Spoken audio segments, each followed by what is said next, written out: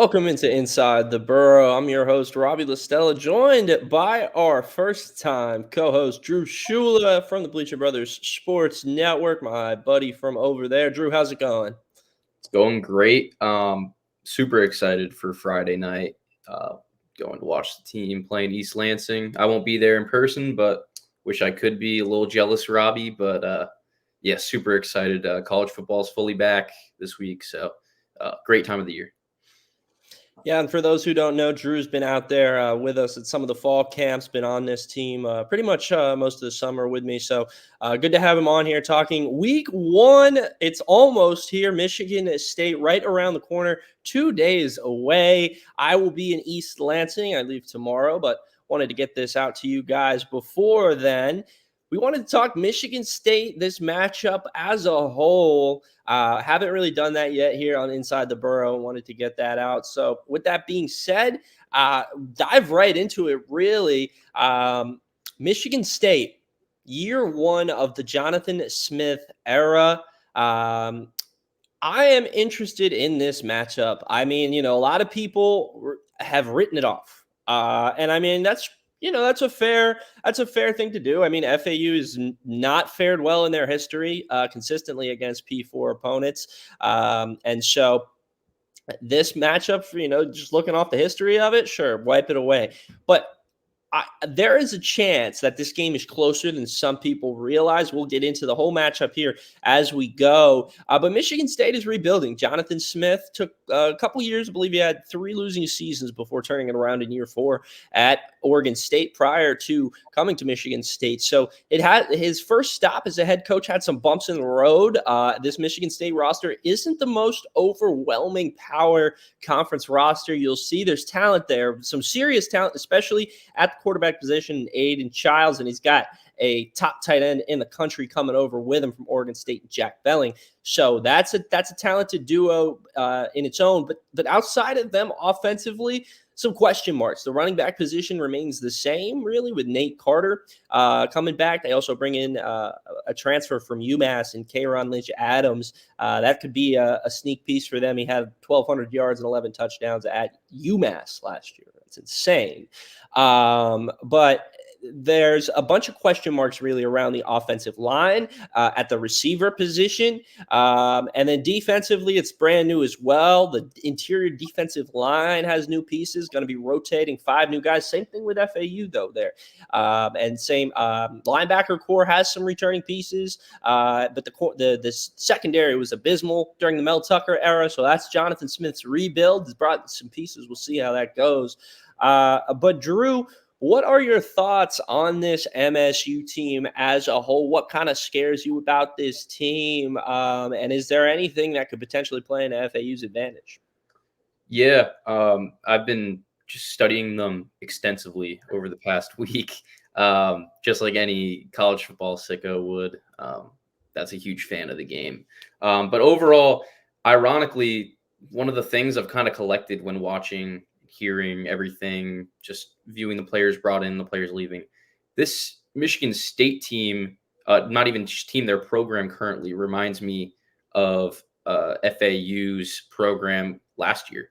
A little difference where FAU kind of with Tom Herman went the route of they're going to try to retain the players from the past, see if that works, because South Florida is a hotbed and the players, went with the theory that the players are not were not a huge issue, more of a coaching and culture issue. Turned out that some of the players weren't as good as thought of, but just overall, I think where FAU and Michigan State, FAU in year 1 and Michigan State kind of they're similar, is where I think they both got stud coaching staffs. I really like the Jonathan Smith hire. I think as a coach, as a person, as a culture setter, he does a great job. And I think maybe even more, and this is where it comes to what scares me, would be I even like their defensive coordinator hire even more with Joe Rossi. I think he does an excellent job. I think he recognizes, if you're an FAU fan, what you want to be hearing is that the coaching staff does not see there's a lot of issues that FAU could present them, but I think they are not fully, it's kind of hard to be fully aware week 1, but I think they are aware that FAU will cause issues I've watched some just media pressers with Jonathan Smith and specifically Joe Rossi. He recognizes the talent on this team. They talk about Cam Fancher and how he could be an X factor in the game. They mention overall they know Charlie Fry and what he's going to want to do. They know the receiver room is a little bit more of a motley crew right now, where they're going to figure out everything that happens. But overall, with the loss of LaJohntay Wester, it'll go in different spots now. So I think that Michigan State, it's not a top caliber talent-wise Big Ten team currently, but I think their coaching staff is phenomenal. One of the best in the Big Ten.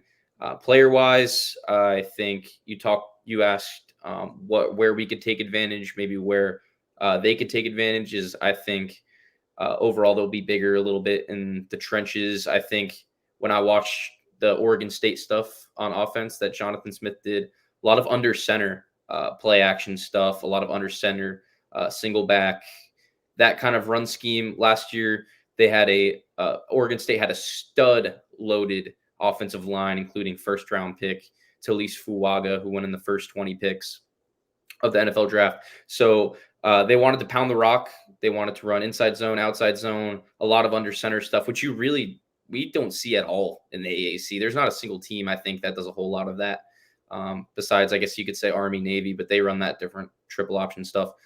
So that's what scares me. The good thing for FAU is that we are really good at stopping the run. This is just going to be a more difficult task than I think we've ever faced. Where we could take advantage is more inexperience from Michigan State. I think the receiver room, I think the FAU DB room has an advantage in that, where Michigan State's probably their two top guys. One is a true freshman. The other doesn't have a whole crazy lot of production in the past. I think that's where we can make our money is I think we'll be able to take away explosive plays. Yeah, Nick Marsh, the freshman at 6'4", I believe, maybe 6'3", I don't remember. But he's a threat as a true freshman. But they have Bugs Brown on the outside, Day Hill on the outside, in the slot, Wendell Philord.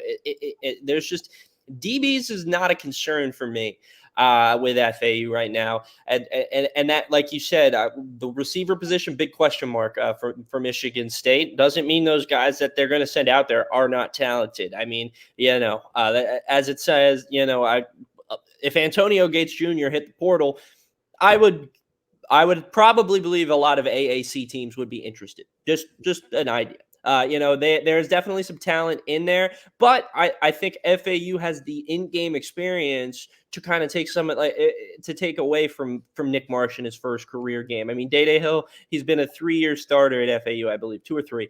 And Bugs Brown started 4 years at Maine, so that game experience is invaluable. So kind of looking at this matchup, though, to me, it's kind of like I don't. It's tough to kind of dissect a game plan on how to take away Aiden Childs' dual threat ability defensively, and then offensively. Michigan State, they had a bad defense past couple of years under Mel Tucker, but you mentioned Joe Rossi. He's had solid defenses consistently throughout his career, recently in Minnesota. I just know I'm not the biggest Minnesota follower, but he produced, I believe, Carter Coughlin. So that's my Giants guy right there. But just had to plug that real quick.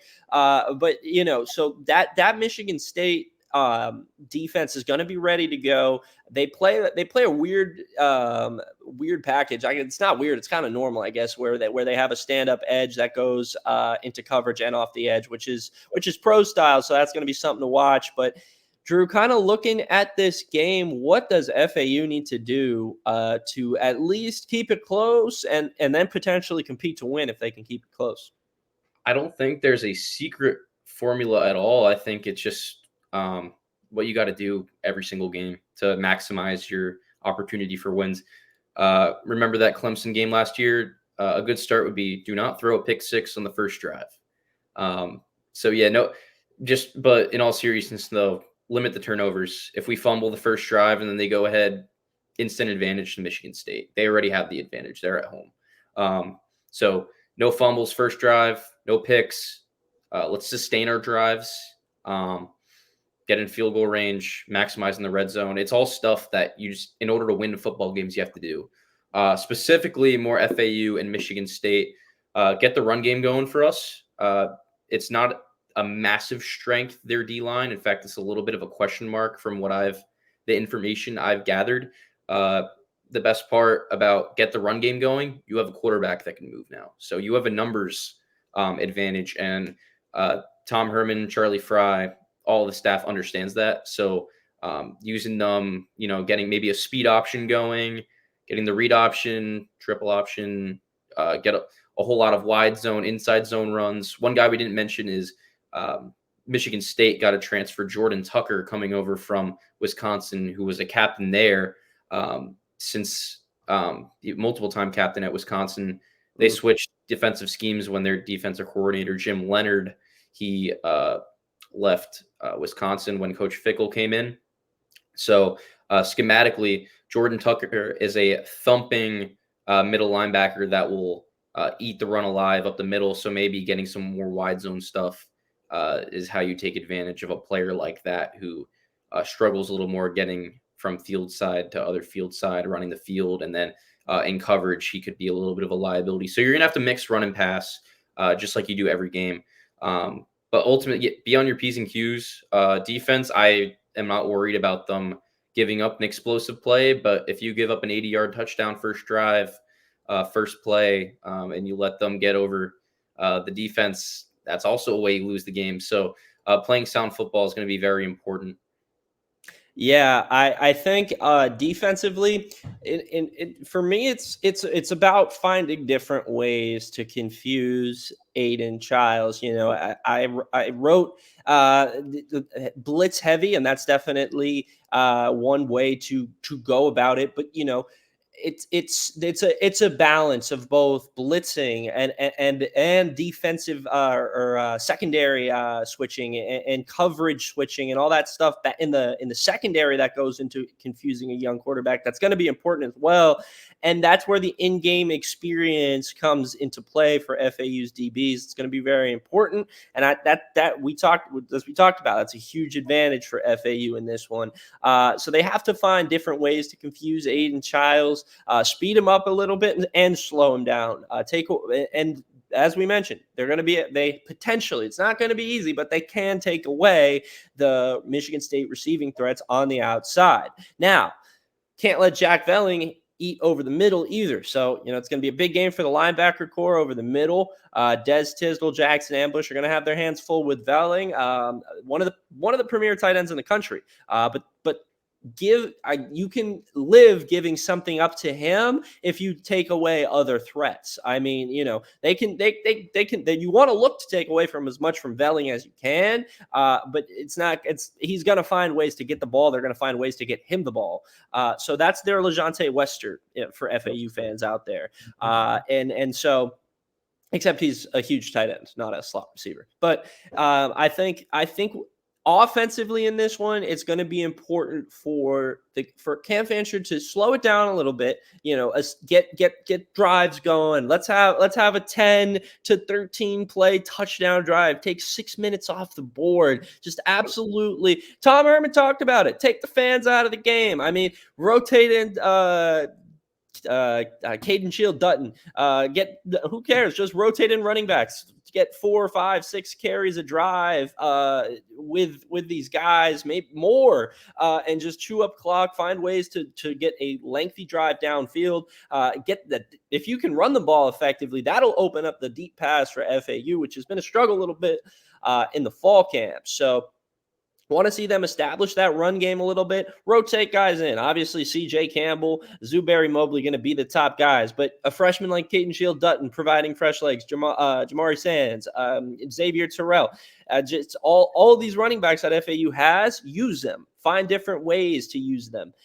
If they can really utilize all of their weapons effectively in this one, I think that is going to be something that I want to see from this offense. But that's kind of what I want to get into next. But wrapping it up on what they need to do. Bottom line, offensively, establish themselves drive-wise.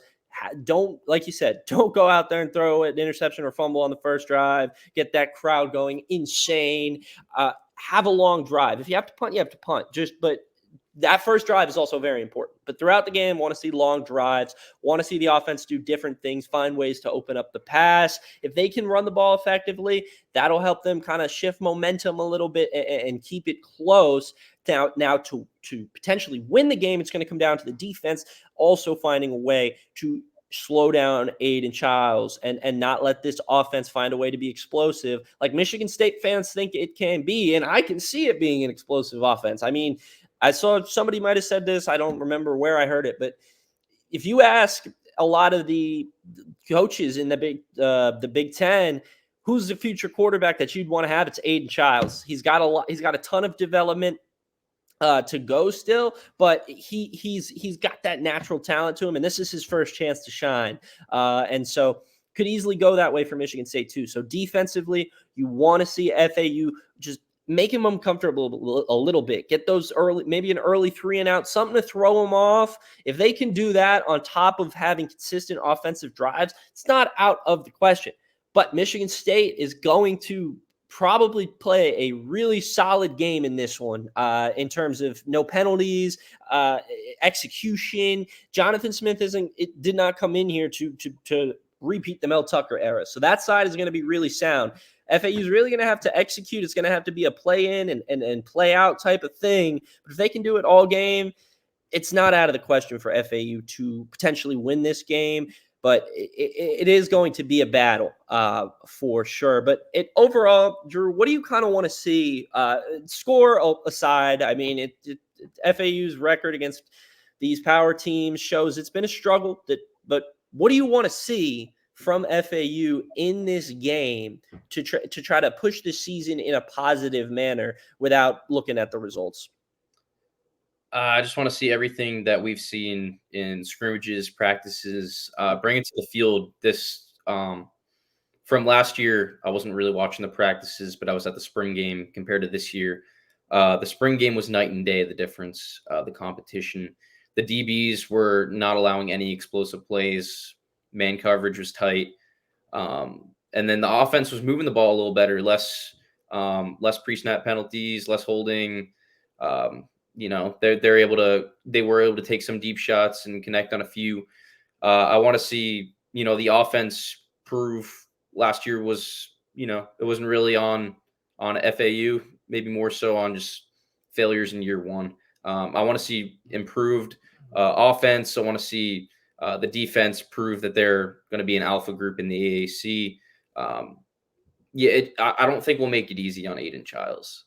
If we lose, if Michigan State's scoring, it'll be because, they scored. Rock Bellantoni has shown that he will blitz when needed. But overall, we like to contain, bend, don't break defense. I think the players are really talented for FAU. I think that it's kept, the coaching staff in Michigan State up a little more than they would have liked for bringing a G5 team in to East Lansing. Start off hot, FAU, starting off hot is going to be huge. It's really hard to go down 14-0 and claw your way back in. But if you do go down 14-0, don't let it be 45-0. Show some grit, show some fight, show you want to play football, show you want to be a contender in the AAC this year. Yeah. I want to see FAU come out in this game and establish themselves offensively. As I mentioned, I want to see an identity formed early. The LeJonte Wester era is over and done with. We've talked about this whole offseason. It's time to see now what this FAU's offense is going to be. Is it going to be a run-heavy offense with C.J. Campbell and Zuberi Mobley, which I can see. A lot of people are not even thinking about that. Tom Herman comes from the Big Ten country. I mean, they run that ball. And so I could see a little bit of that for sure. And I want to see that in this game. I want to see a run game develop. I want to see really offensively. What I want to see most, however, though, is a receiver establish themselves. I'm not saying there's going to be a LeJonte Wester development. That's not what Tom Herman brought in this offseason. That's not anything against these guys. As Tom Herman mentioned, it's tough to replace LeJonte with somebody who's like him. But these guys are all talented in different ways. I mean, EJ is really explosive, can stretch the field in a different variety of ways. Omari Hayes is a guy who's kind of slept on. He can really make an impact in the field, kind of with the ball, moving in space. He's got really like a shiftiness to his game. Outside of him, Caleb Coombs comes over with Cam from Marshall. I want to see one of these guys kind of establish themselves as a number one guy. Jay Sean Platt, he could potentially step into BJ Alexander's role on the outside. Can he do it? We'll see. That's what I want to see in this game. Who's going to be that target for Cam Fancher? It's not to say they're going to get 150 targets this season, but when it's third down, there's pressure coming from both sides. It's tough to get all your reads, but you got your guy. Who's going to be that guy for Cam Fancher?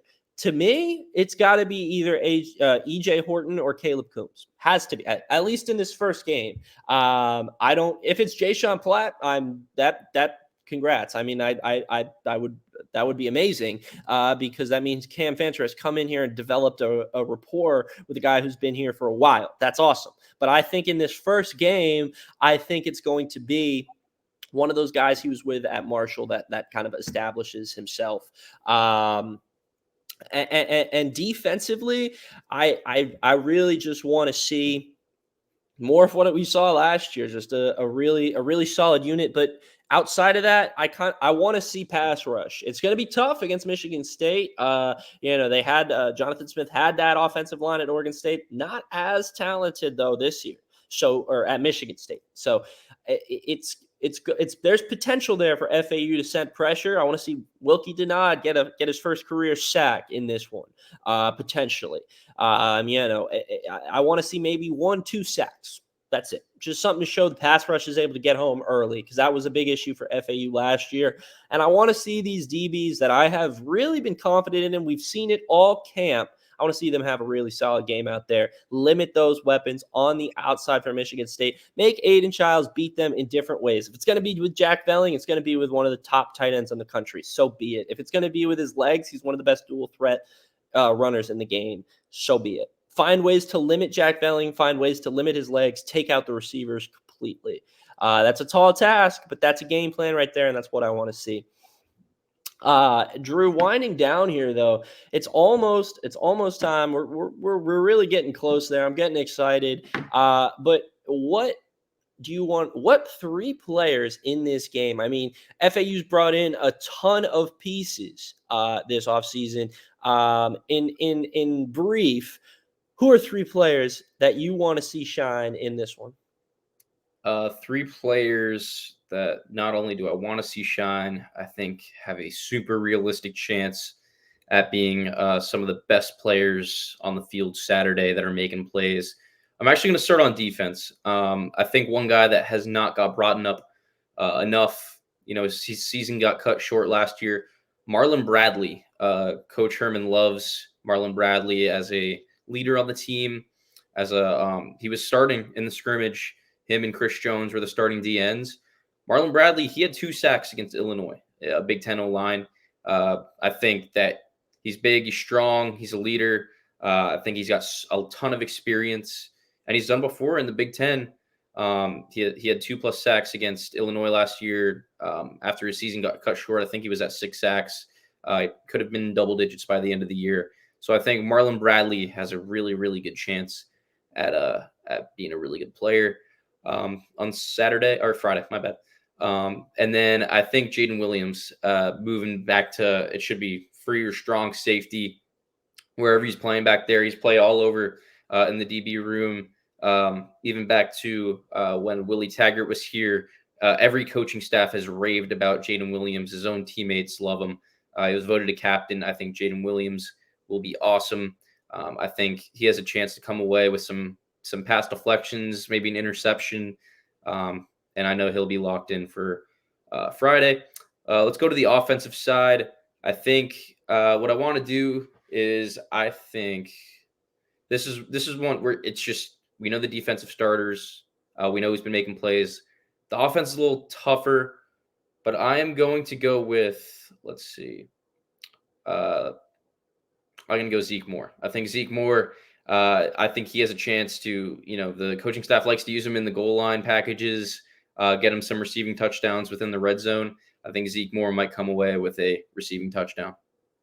I said that I was on Michigan radio today, and I said exactly that. He asked me who to watch out for, and I said Zeke Moore in the red zone. He's been banged up a little bit in fall camp, but he's coming back. They had the blue shirt on him. They were getting him healthy. Zeke Moore is back. My three players, it's pretty simple for me. I want to see C.J. Campbell run the ball. It's going to be his first career start in college football after 3 seasons at Florida State. I Yep. think he comes into this one with a bit of a mojo, that a bit of an edge to him. That makes him a really dangerous runner if he can get open, if the offensive line is able to create holes for them. With that being said, my second pick is also on the offensive side of the ball. Give me Daughtry Richardson. I believe he's going to be the starting right tackle over Malcolm Lamar. It's Cam Fancher's blind side. It's going to be important for him in his first start to protect Cam. I believe Daughtry may have started a game at FSU. But he comes into this game now in a full-time starting role, most likely, and I think he's up to the task. It's going to be tough Big Ten edge rushers. We'll see how it goes, but I want to see him be able to both impact the run block and the pass block. I think he can do it though. And then my last pick, defensive side of the ball. We talked about him a little bit before. Wilkie Denard, as you mentioned, Chris Jones, Marlon Bradley, most likely starting off the edge. However, Wilkie could come in there and rotate, and I think some fresh legs off the edge would be huge. I think in this game, I think we see him a little bit in a rotational role. And I think he's going to kind of come in and maybe surprise Michigan State a little bit. They have not much film on him unless they're watching John Carroll. I think it's a chance for him to come in, potentially get some sacks, but we'll see. That Michigan State offensive line is improved, but chance for him to shine. Winding down here, Drew, final thoughts before we depart here on Inside the Burrow. Final thoughts, Drew? Michigan State, FAU, Friday night, East Lansing, green and white stripe out. Place is going to have 75,000 people in there. Final thoughts. What do we got? Just super excited to watch this game, watch this new and I believe improved Owls team. I'm so excited. I think that Coach Charlie Fry is going to call a great game. We've heard Coach Herman talk about how Coach Fry studied the San Francisco 49ers and Kyle Shanahan, his offense this past offseason.